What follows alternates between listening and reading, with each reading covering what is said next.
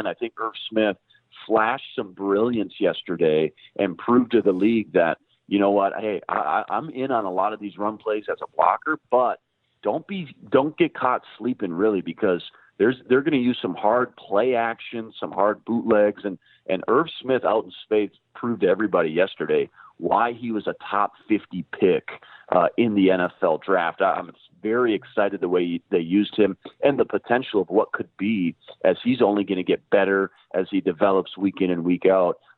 That was kind of a quiet, unsung hero to me, as are all the tight ends and how well they've been blocking so far. Rudolph, as you mentioned, seems vastly improved as a blocker.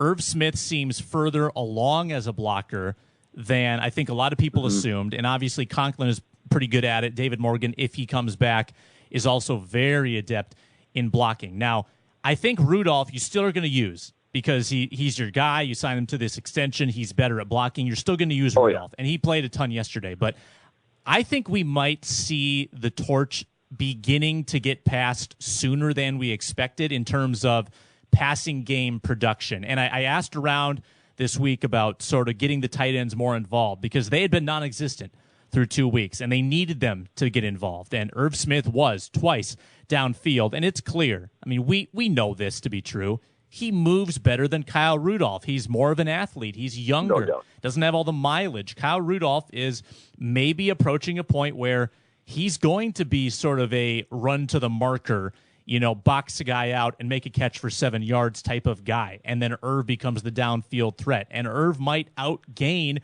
Kyle Rudolph this year because they can trust him on the field as a blocker. They don't need to only use him outside.